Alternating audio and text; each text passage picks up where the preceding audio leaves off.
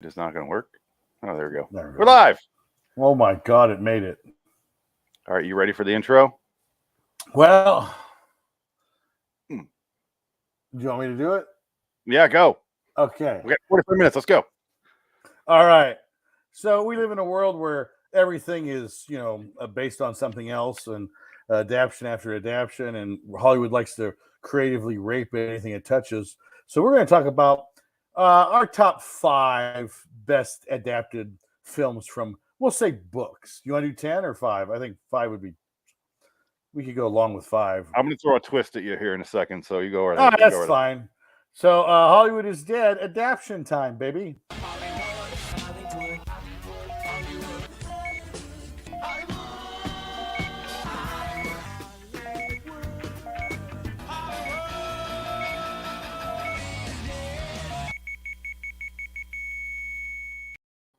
Excitement.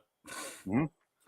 Now, an adaptation, I go off of a book adaptation like this in my hand. This is the New York Times bestseller, A Simple Plan, that became a Sam Raimi film that starred the late, great Bill Paxton.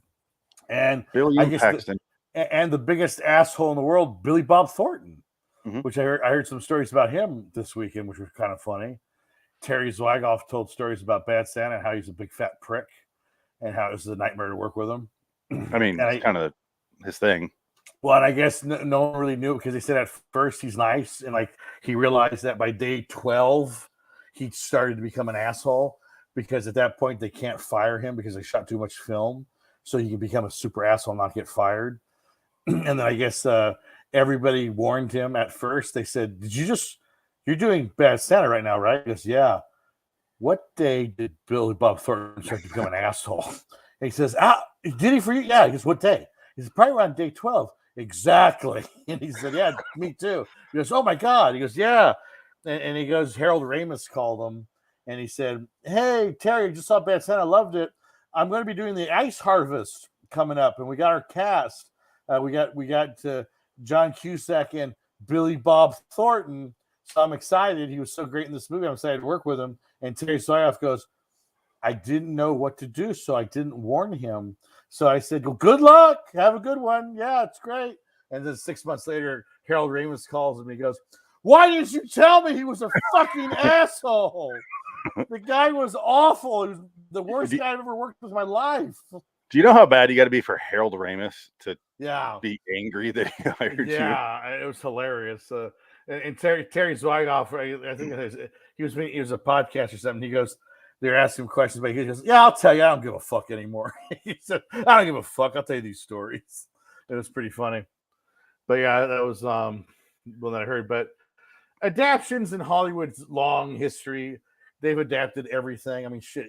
They've adapted Wizard of Oz in the 30s, Gone with the Wind. I mean, these are big time movies. Usually the best movies are kind of adapted from books, honestly. True. Or something that's based on previous material, usually. When I watch a new movie, a movie that comes out like recently, and I'm like, this story's really good, it must be based on a book. Right. It almost always is. And now everything's based on podcasts now. Every streaming show is based on a podcast. So there's that too. There's that. That's watch out for the HID movie. Right. It's really right in next to the queue of HIV, the movie. We'll be just before him, though. I'm going to kill all you people on the HID movie. We're going to come up with a story. It's a psychopath on the run. But I would say, so in your opinion, though, I mean, in your loose, like, adaptation, because you can argue a comic book's technically an adaptation, but they don't funny typically. That. Yeah.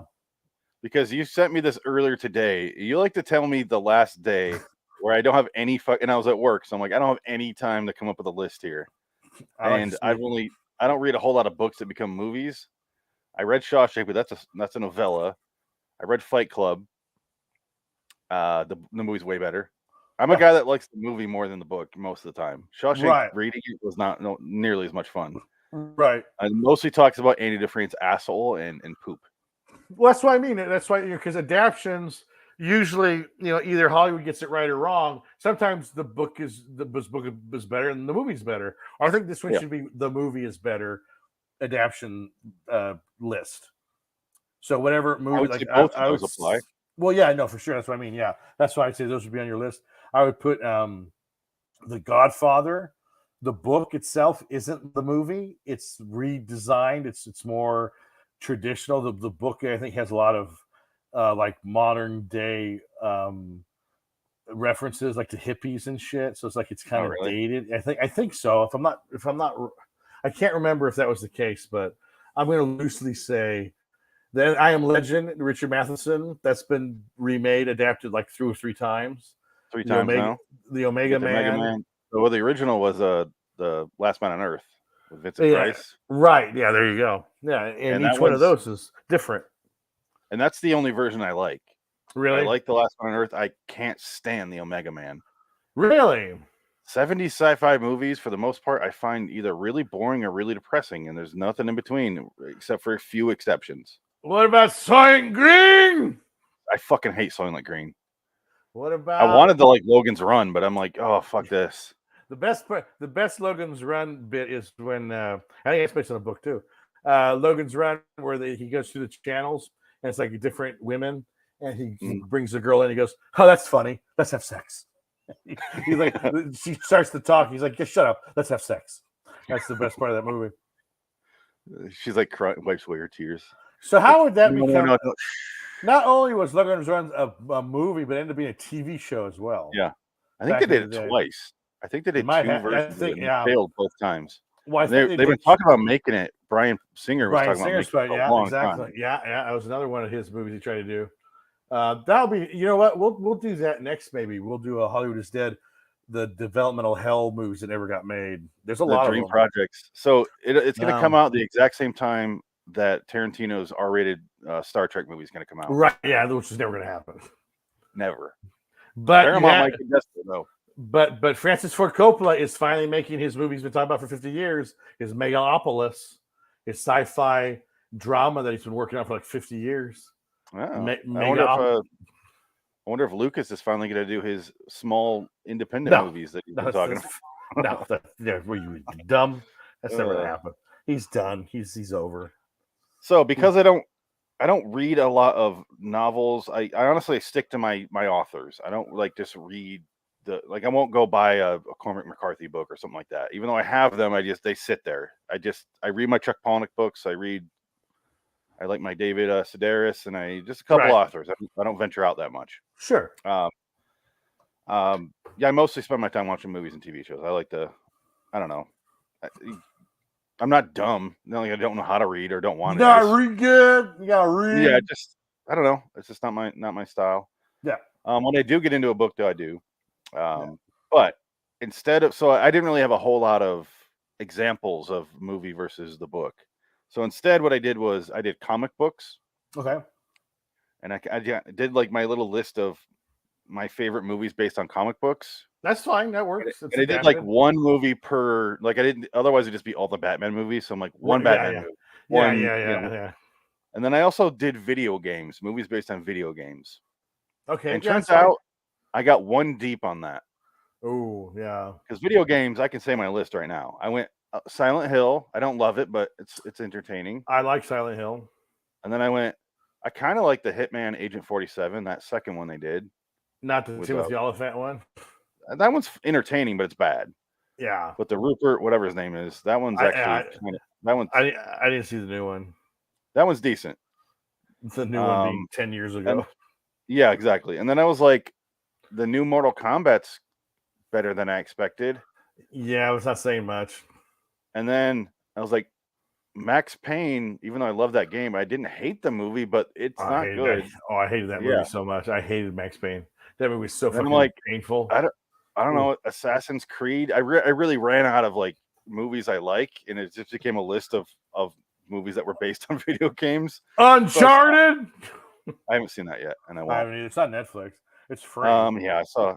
My mother-in-law was watching part of it, and I'm like, yeah. I was okay. I have a quick story about that.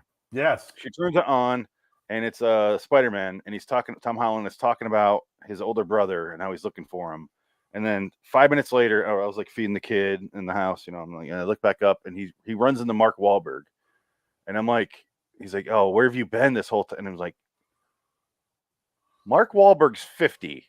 Tom Holland is 21 years old. Or is there a 30-year difference between these kids? How do they even know each other? So is that his brother? I spent the next hour of the movie going, how the fuck? Like, I couldn't get over it. And eventually they go, Mark Wahlberg says, like, we're going to find your brother. I go, okay. Thank Christ. I was like, he could be his grandpa, literally. Yeah. Like, Mark Wahlberg is that much older than Tom Holland. And finally it made sense. I was like, oh, God, I was so confused because I missed key plot points, apparently. And what happens in a movie like that? Because I wasn't really pay attention. Yeah, it's like, whatever. As far as comic books go, I did my favorite movie based on a comic book is probably The Crow, which I have read that comic book. Well, but again, would you say that an adaptation of a comic is harder because you're not basing it on one story, you're basing it on the basic concept of what the book represents. Like you're basically writing a movie on the feel and the style of the book as opposed to a story from the book. Because you could mishmash. That's why I would say The Dark Knight is my favorite adapted comic book movie because they take story elements from different stories but make it their own. But it's different. That's what I mean. They take the mythos and they just rewrite them and make them their own. So it's like instead of Harvey Dent being deformed by acid in a trial, he's deformed because of the mafia put him in a big room with gas and he blows up because they made it a mind game to fuck with Batman in the city, and they kill Rachel Dawes, his fucking fiance, and they fucking mangle him to turn him into this monster. And it's like, that's fucking brilliant. That's so fucking great. Well, that's harder to do with Batman because there's decades and decades of Batman. Exactly. The Alex Abar Crow comics is just the book. That's it. Yeah, it's a simple story. Yeah, it's a simple one. There's spin-offs after that people made, but it's just that's what was out when the movie was made, so they made that. Yeah, and I think it's a fairly honest interpretation of the comic. Like it follows along with it. Yeah. The movie's one of my favorite movies, and I read the comic way after, so it's hard for me to kind of judge it versus that. But I was like, oh, this is interesting. I never read it. 10, 12 years ago, I finally bought it and burned through it, and it's real quick. Yeah. But Dark Knight is definitely on the list. Obviously, it's my number 2. Yeah, I would say that. I also have even movies I don't love. Like I do really enjoy Sin City, and I like the comic book too. But Sin City is basically word for word the book. I mean, it's shot for shot, word for word the book. It's just like Watchmen. Same thing. It's just cut and paste is all it is. Watchmen is on my list, even though you hate it. I really enjoy that movie. And then my next one here, so do you want me to go through my list and then get back to your books there? Yeah, that's fine. Okay. I only have like 5, 6 more. Okay, so I do have some I just threw some Marvel ones in there that I really enjoyed. There's only a handful I really enjoy, which is Infinity War, Winter Soldier, Guardians of the Galaxy 2, and then Thor Ragnarok. And Guardians of the Galaxy 2 ain't based on any comic. That is all just James Gunn. Episodes. Yeah, it's just James Gunn, picking and choosing, using characters from the comics. But that story wasn't the story in the comics. Star-Lord is not. Yeah, well, Logan, same thing. Yeah, Logan's a great adaptation too, because that's nothing. It's loosely connected to the movies, although the comics aren't even really connected to the movies. But the last one I have here is another comic that I actually read. And it's the 30 Days of Night. It's a movie I love way too much. But I read the comic and I actually really enjoyed the comic. Yeah, it's fun. That's pretty cool. I also read the sequel, the comic, or the continuation, and then I watched the sequel movie, and I'm like, pretty terrible. It still has the same girl in it, Josh Hartnett's wife in that movie, but then she's like somewhere else, like in LA, I think. And it's just a fucking slog to get through. But anyway, that's the end of my list. Frank Miller RoboCop. There you go. This is the trade based on Frank Miller's original script for the movie. And I guess it's fucking ridiculous. I haven't read it yet, but I think it's fucking ridiculous. Frank Miller's out of his mind, but in a good way. I like Frank Miller. He's fun. But I go more book. Like I would say the greatest adaptation and rightfully deserved of all its awards and acclaim is probably Lord of the Rings. I would say because that's a fucking bitch to adapt. And I can imagine. what they pulled off on that one using like the appendices to really bulk up Return of the King. I didn't like it. Now the theatrical cut of Return of the King, I don't like. I like the extended cut way more. That's why I don't like that it won Best Editing for the theatrical release. It won Best Editing Oscar for that movie. So I was like, why? They cut Christopher Lee out of the whole movie. It's like you don't cut that character out and just like with one line of dialogue, he's left this place. It's like, what? Where do you go, asshole? I want to see it. He's been in 2 movies. And now you guys just dismiss him with a line?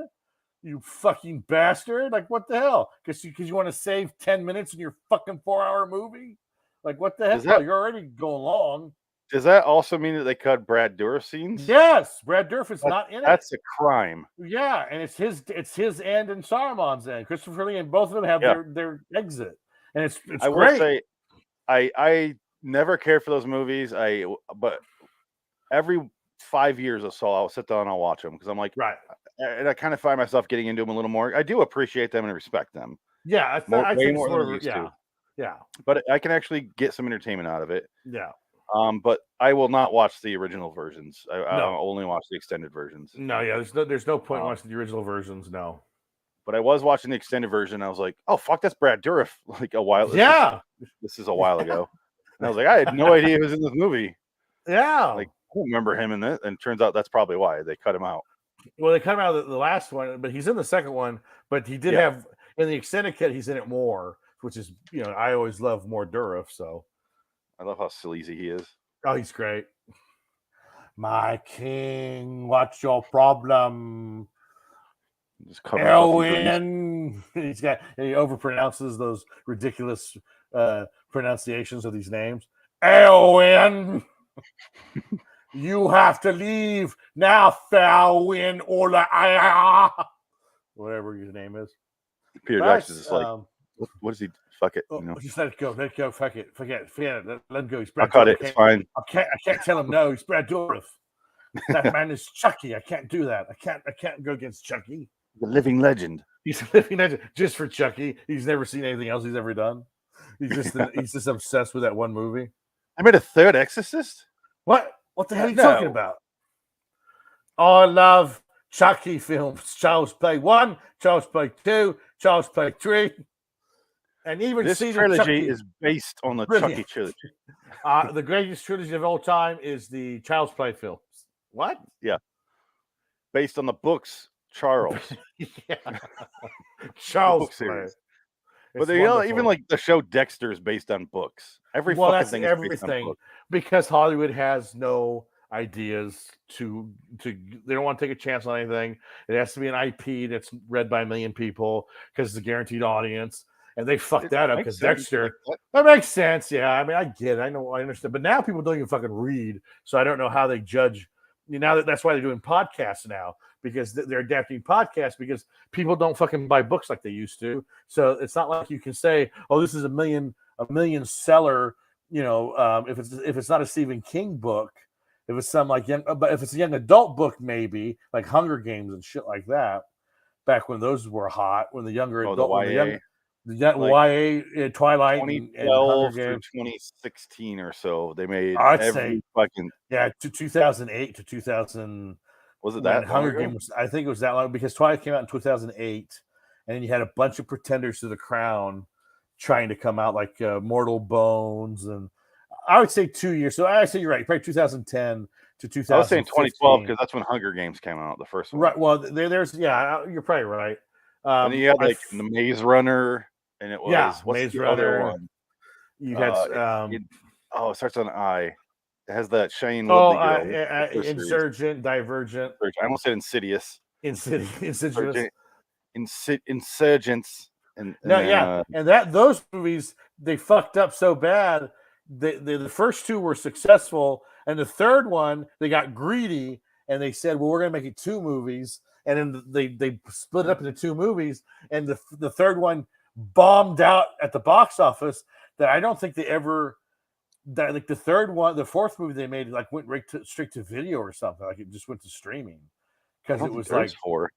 I don't know. I feel like they fucked up because they followed the Hunger Games plan where Hunger Games split the last movie into 2 movies, and that fucked them because the last movie didn't do as good because it was like I never saw the last movie of the Hunger Games because I was like, well, fuck them. I'm not gonna go buy a ticket for you making half a movie, much like Dune 2021 did.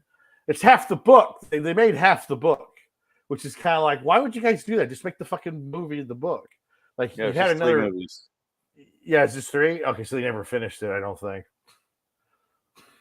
Yeah. I think the third one was like took years to make, and I think it went straight to video. Why is there no 4th Divergent movie? A disappointing end. After the diminishing returns on the Divergent series, Lionsgate was clearly not convinced that a final film in the franchise could make up for the millions the studio lost making the first 3 chapters. There you go. Soon after the TV news broke, the actors leading the film quickly abandoned the ship. Yeah, they were gonna make it a streaming show, and they said, "Fuck you." That's what happened. Yeah, I don't blame them. And now Shailene Woodley is doing great, not working. Where's Shailene Woodley? I don't know. Don't see her or anything. She's not even with Aaron Rodgers anymore, so she doesn't even have that going on anymore. No. Take that, Shailene Woodley, you bitch. I met her. She's a bitch. I don't know anything about her. Oh, she's terrible. Other than Aaron Rodgers. No, she just was like, I was like, hey, man, you're gonna be the new it girl, or you're gonna be like a big, big thing now. She goes, yeah. I was like, don't talk to me like that, bitch. Do the fucking move, bitch. I was channeling Patrick Swayze and Jennifer Grey. Just do the fucking move, bitch. When he's doing the dance with her, and Patrick Swayze and Jennifer Grey did not get along on that movie. Yeah. On Red Dawn, supposedly there was bad blood. Something happened. I'm curious to see what happened. Because something happened, and Patrick Swayze, nice guy, and he hates a woman. Like something had to have happened. Like, how would you hate a woman? What would be like? Do you think she said shit on his wife? She must or have something? said something. She said something about his wife, and it pissed him. You fucking bitch. But just that behind the, we need to isolate that and put it on here for the podcast. Just do the movie, fucking bitch. He says it. It's so great. Is there actual footage of that? Yeah, no, it's on the Netflix special because they have the behind the scenes stuff, and it's unfiltered, it's unedited, and she's laughing. And he just goes, "Just do the fucking move, bitch." He's so pissed. It's that tired pissed. It's that frustrated. I don't give a fuck anymore. I hate you. Pissed. It's wonderful. It's so great. Just do the fucking move, bitch. It's just great. Oh man, we'll have to try to find that. Yeah, I think you look it up. Yeah, look it up on YouTube. I'm not finding much. Just put Patrick Swayze, bitch, Jennifer Grey. Nothing's coming up. Really? Okay. It's on Netflix. I can isolate it. I'll probably just isolate it off of Netflix and maybe send it to you on my phone or something. That'll work. What's next on the list? I would say, Shawshank's a big one. The Mist, because The Mist, he rewrote the ending and he makes it a better movie. He makes it a way better story. So I would say The Mist is definitely one of the best adapted scripts ever. Ballsy too. Balls, oh man, brilliant! It's just so great, and just that's a great. I gotta watch that one. I gotta get that one on Blu-ray. I thought I had it on Blu-ray. I don't think I have it. I need to buy that one. I want to get the. Is it called black and chrome for that one? Or is something like that. I think it's black and white, but yeah, it's just basically they put a black and white filter over it. I'm fine with that. I'd rather watch it that way. Yeah, that's fun. I'd do that. I watched the black and chrome version of Fury Road. It's not nearly as good. It's cool looking, but I'll never watch it again. Right? Yeah. But I can see The Mist being black and white a lot better. That would make more sense to me. Yeah. Yeah, because it's supposed to be that kind of movie, but yeah. Not like the Justice League. No, I don't understand that at all. That's just stupid to me. Justice League black and white cut. It's like, why? It's what? But I had a list of hold on. Where's my list? You had your stack of books. I had Casino, Goodfellas, based on Wise Guys. Those are adapted from true stories. You can technically, those are the best movies ever made, and those are all adapted. And I'd say Apocalypse Now. That was a brilliantly adapted. It's not the same story at all. It's pretty much a movie. Well, because everything went to shit on that movie, and they ended up getting a masterpiece out of it anyway. So it's like all that fucking work, and you still got that out of it. It's pretty incredible. I think I'm one of the rare people who have, like, on my top 100 list, I have Apocalypse Now above Godfather. Yeah, no, I think Apocalypse Now might be one of my all-time favorite movies. That's why I just think, like, you talk about filmmakers of their era, and I think Francis Ford Coppola from 69 to 80, or 79, 69 to 79, because Apocalypse Now came out in 79, he owned the 70s. Like, I think he is the greatest filmmaker from the 70s, hands down. He has the most great movies from that era, the biggest box office of that era. Like, I think he was king of the 70s. And because of him, George Lucas exists, Steven Spielberg exists. I think if it wasn't for Francis Ford Coppola, you don't have Star Wars, you don't have Indiana Jones, and you don't have Spielberg. His career would have floundered after 1941. I think he would have never have made Raiders of the Lost Ark. That saved his career, I think, because he was going to go do a James Bond movie instead of, it's just like, you do a James Bond movie in the 70s, like late 80s, early 80s, late 70s. That's like a forgettable one. It's like, you're going to do Moonraker? Like, what the fuck? Like, that sounds terrible. Steven Spielberg, Moonraker. Like, ugh. And you never would have saw him again. He directed that. And you don't see, I don't think he ever makes E.T. It never happens. Or he does the original version of E.T. where it was it was basically Poltergeist, but with E.T. Yeah. That was the difference. So he split the difference and made two different movies. I remember the other day when I was watching Minority Report, and I'm like, this is such a good movie. And I was like, if anyone else directed this, though, it would be so stupid. Right, yeah. Like, because they would have went so over the top with the sci-fi stuff, and it feels way more grounded with Spielberg doing it. Yeah. And that was right after AI, so he still had that weird kind of, that weird future tech that he was playing with. Yeah, but it looks a lot better in that movie than AI. Looks better, AI way overboard. AI is pretty rough. I tried to rewatch it not too long ago. I was like, I think I got to the last act, and I was just like, yeah, I'm done. Like, I didn't care about the aliens coming to save him. I saw it the once when it came out, and I was like, yeah. I only watched it because I knew, it was supposed to be a Kubrick movie, and I'm like, right, okay, that was a movie. Yeah. And never again. I hadn't watched it in 20 years, and I was like, yeah, I'll dust it off and rewatch it. Like I said, I got it. Robot. There's a Chris Rock. Yes, it's annoying. That's why I was just like, in the Flesh Fair where they like blow up the robots, and it's just so goofy. It was like, it takes you out of the movie. I think it's kind of goofy, but it's fun to see Brendan Gleeson as the Flesh Fair guy, like one of his earlier parts before he was in every movie in the 2000s. Really? Huh. He's the Flesh Fair. They're making up these people. They're not real. They're robots. They're trying to take our place. He gets excited. And I would say, most of my adaptions are all Stephen King books because they're like really, really well done adaptions. I think Dead Zone is a great adaptation. And the book isn't as good as the movie. I think the movie's better. It Chapter 1 is pretty good. Chapter 2 sucks. It ruins the whole franchise. So there's that, which I figured that's what they were going to do that. I just had that sinking suspicion where I'm just like, they're not going to top this. It's just going to suck because the adult storyline is kind of boring and doesn't go anywhere. I started to read Stephen King books and I was like, all right. They're all the same. They're all the same. Yeah, they're all the same. It's just like, Some of them are better than others, but it's just like, it's a lot. It's a chore. And I'm like, I don't know. See, another Chuck Palahniuk book that was made into a movie was Choke. Right. And the only reason I love watching Choke is because it's got my favorite actor in it, Sam Rockwell. Yeah. But it is not nearly as good as the book is. You think the book's better than the actual movie? Oh, yeah. The book is way better than the movie, but I really enjoy the movie.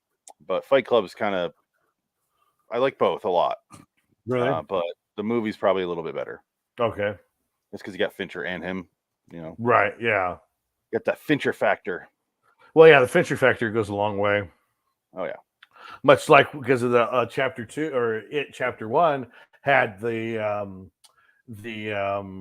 Fujiyawa, what's his name? Corey Fujiyama or whatever. I'm forgetting his last name, but he did True Detective. He was the director on that, the first season. And he was going to direct it chapter 1, and then something happened. He couldn't do it because his budget was way more because he had a better vision for it, but they didn't want to pay that much. So he wrote the script and he adapted the script. And then for it chapter 2, they got the guy that wrote the fucking, and you go from the guy, oh, hey, here's a good idea. The guy that wrote one of the greatest or directed the greatest television show in the last 20 years, True Detective. Yeah. He wrote an adaptation of it, and it's really good. Who should we get to replace him on the sequel? Oh, I don't know. The guy that wrote that Abigail fucking Annabelle movie. The first one where it's a prequel. Talking fucking Talbot. Yeah, the evil doll movie. Get that guy. Like, what the fuck are you guys thinking? Let's get a hack. Let's get an absolute hack to fuck up this story that you put on this is a giant mega hit, and it's just unbelievable. And then it suffers so badly from just terrible writing and just the whole like there's some good stuff in it chapter 2, but it's so poorly put together, it sucks. And I only saw it once, and I was just and I think I walked out. I don't think I made it to the end of that movie. I think I left when the suicide note hit. I keep restarting it going, I'm going to watch it. And I get like 20 minutes in. Yeah. You get to the hotel, and I'm like, yeah, fuck this.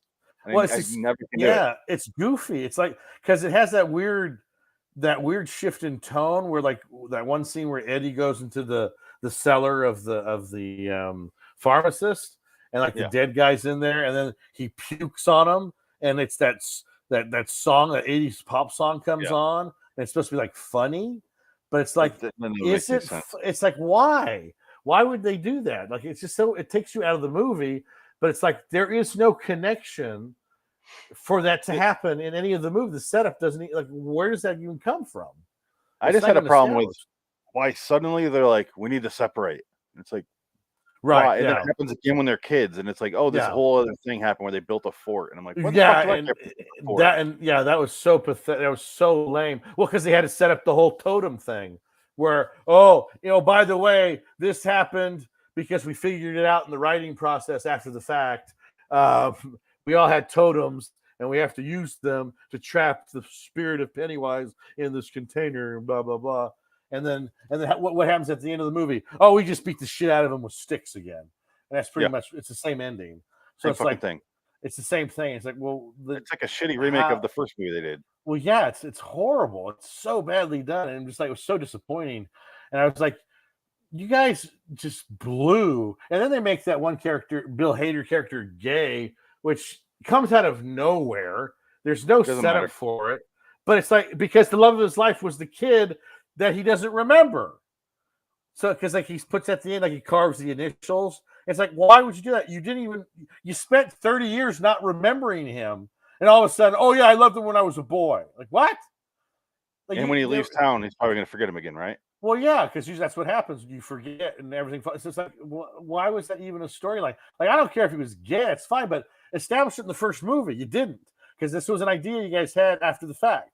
It's like, oh, yeah, let's make him gay because we're going to get in trouble because the opening movie, we have a homosexual getting beaten to death and very violently. So they're going to call us, we're going to be smearing the queers here in this movie. We can't, even though it's the best scene in the movie because it's super effective. Yeah, it's makes really you realize how horrible this town is. Yeah, exactly.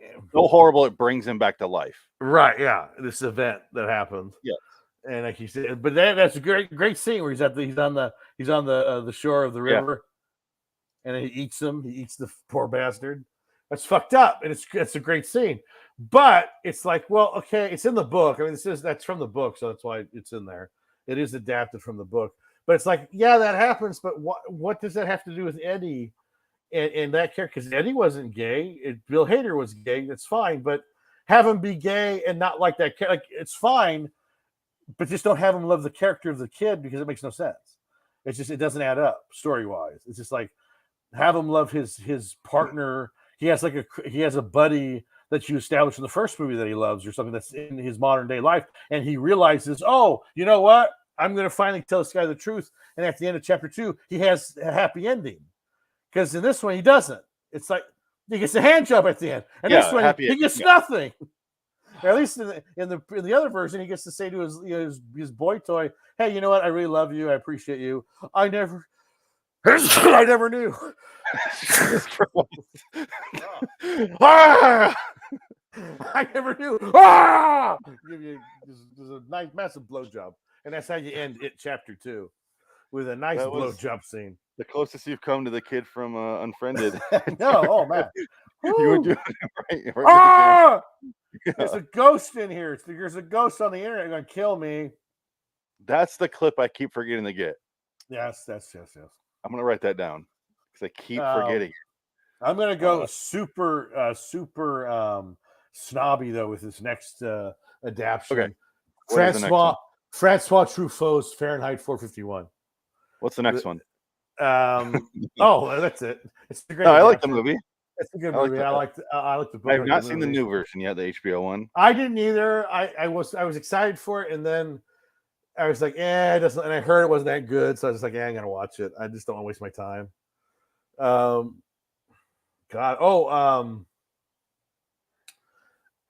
Haunting of Hill House. I need to watch again. I would say Mike Flanagan's Haunting of Hill House. Oh, definitely. Yeah, I would put that high on there. Yeah. And what I keep saying about Mike Flanagan is he keeps taking these stupid things and turning them into gold, because every other version of that is lame and stupid. Right. Yeah. And he turned it into like this awesome TV show that I've watched 2 or 3 times now. Really? Yeah. That's really good. Yeah, I love it. Yeah. And I even like Bly Manor. I enjoyed that one. I thought that was pretty good. But it wasn't as good as Haunting of Hill House. It's good, but Hill House is better. But I think it was because the family dynamic was better and the characters I liked more. Bly House, I like the characters in Bly House. It's just kind of the setup, because they all end up being dead and they're all interacting. It's kind of like, it's kind of the others too much. But once you realize it's the turning of the screw, you're like, oh, well, right. Yeah. I know what's going to happen. But Bly Manor, or the other one, Hill House, I never really caught on. Right. It doesn't really seem like an adaptation of it because it's so different with the family members and everything. Yeah. And it felt like it had heart. Bly Manor feels kind of empty. And even though there's the big love story in it, a big central love story, and it's the hot love story. Isn't what's his name? Oh my god, why am I blanking on his name? E.T. Kid. Why am I blanking on his name? Isn't he like British in it? Yeah, he has the British accent. Yeah, I'm trying to remember. He had some accent. Yeah, it's hilarious. He's got a British accent in the movie, and he's great. Yeah, I know, right? Shit. God damn. I guess we can look it up online. We have the internet. But I know his name, but No Country for Old Men is a great adaptation, because literally that is a cut. It's definitely a Henry Thomas? Henry Thomas. Yeah, that's right. Henry Thomas. Yeah, that's it. I was trying to look it up and I remembered it. Yeah, Henry Thomas. But No Country for Old Men, definitely one of the best adapted movies ever. Pretty much another cut and paste, because it is word for word the book. That's another version. A little bit of blemishes, a little bit of blemishes here and there, but it's word for word the book. I could tell it was based on a book when there's a great speech that what's his name has? Tommy Lee. Tommy Lee. He had Tommy Lee Jones, not Tommy Lee the Rocker. Tommy Lee Jones has that speech about look at my cock. His dad.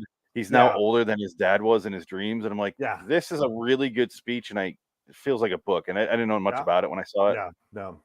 And then and that's how it ends, and that's exactly how the book ends. I love that ending. That is the exact same ending. It is word for word the exact same ending. It's pretty crazy. Great. It is a complete cut and paste. How much was that scene with him and the guy at the gas station when they're flipping the coin? How much of that is it right in the book? I think it's all from the book. It's crazy. I love that scene. I think it's pretty much word for word the book. Yeah. He's like, I got to know what we're betting. Yeah. He just wants to know. He has no idea what he's. Oh, do I even have it in here? You sound like you're underwater. Oh, I'm sorry. I'm not facing the mic. I'm looking at the books to see if it's in here. I don't think it's in here. Oh, I think it's in the other room, because this is a book I've read. I put the books I've read in one room and the books I haven't read in this room. You segregate your books? Pretty much, because I need room. I need to put more books in here. Oh, holy shit. We're at 40 minutes. Oh, my God. We've talked ourselves in a corner. All right. Oh, Jaws. Jaws Jaws, could be okay. one of the best adaptations ever because that's a book. I forget that one's a book. Yeah, that's a novel. That was a big hit, and the movie's better, I think. Because the It's gotta be a book, boring like book. the book goes into like the whole like soap opera shit where Brody's wife is having an affair with Richard Dreyfuss's character. Oh no. So I think there's a lot of that going on. It's just like it's soap opera-y. And like there's like a mafia thing going on with the mayor, I think. I'm not sure, but it's like very, very, very, very soap opera. No. Gosh, I don't know. Give me another adaptation. Just off the top of my head. I'd say the Harry Potter movies. You don't care for them that much, Sure. but I do enjoy the movies, and Yeah, from what I listen to the audiobooks of the book, and I'm like, this is a pretty good book. Yeah, they're For successful. I skimmed through the Twilight books, and I'm like, oh yeah, Harry Potter's actually well written. This is fucking garbage. No, Twilight books are not. The fucking 50 Shades of Grey are like the worst books ever written. They're just fucking. It's tragic that people bought those books saying like it's really good. You should read it. It's real sexual. Like, yeah, it's fucking written like a fucking retard wrote. It's terrible. I'm not going to borrow your copy. It's all moist. It's all. Oh, that's from the bath. Nah, I've dropped in the bathtub when I was touching myself. Oh. All the cum was wiped clean on it with some bleach and some dog soap. I got dog soap on it. I cleaned it right up. That's disgusting. You're disgusting. I'll put you in my red room. No. I remember being very disappointed by my favorite Goosebumps book, The Ghost Next Door, when I finally saw the episode, and I went, this is fucking terrible. Well, I guess you could argue Clockwork Orange is a great adaptation. What's the book like? I don't know anything about that book. I don't know. I have it. Do I have it? I don't know if I have it. I think I have it. I also got. I'm looking at it right now. One Flew Over the Cuckoo's Nest. That's a novel, so that's probably another good one. I like how we're guessing in the books that we haven't read. Haven't read. Yeah. Dumb as shit. Dumb Americans guessing if books are good. Hey, that book's thick. In this day and age, nobody fucking reads anything. So you get what you pay for. I mean, fuck. Everybody's stupid as shit now, which is just like, oh, of course, I picked the time to write self-published novels at a time where nobody fucking reads. Yeah. What a great route to take. Wonderful. You did give me the Face Off novelization, though. I'm gonna read that. Yes. As well as me writing my own. Yes, based on the novel, based on the screenplay. Which I'm kind of curious. It's like a 500-page book. It's thick as shit. I remember in middle school, or like late elementary school, early middle school, I got into reading novelizations. So I read the novelization of the movie Independence Day, and I was what the fuck? Because I was like at one of those book fairs, where they sell the scholastic book fairs, and I was like, why does this exist? And so I bought it and I read it, the whole thing. That was like one of the greatest eras when we go to the scholastic book fairs.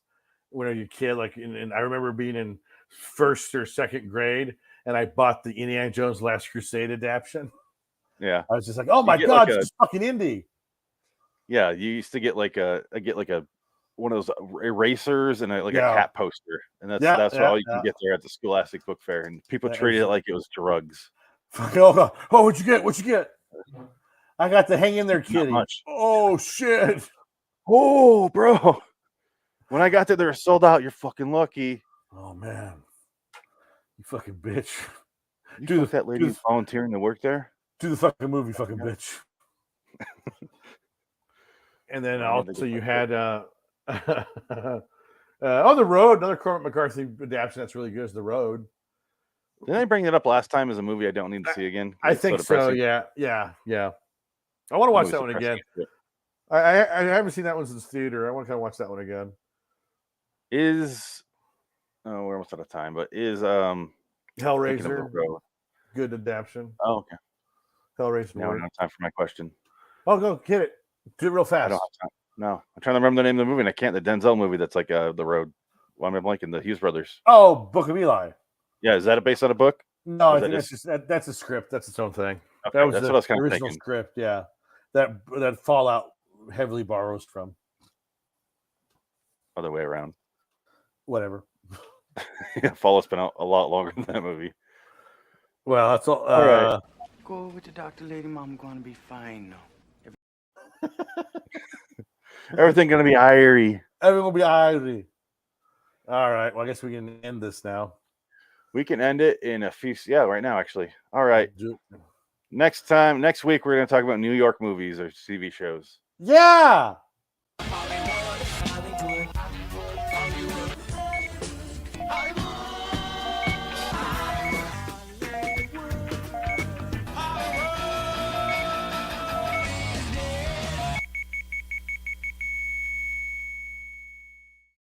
Now that's excitement right there.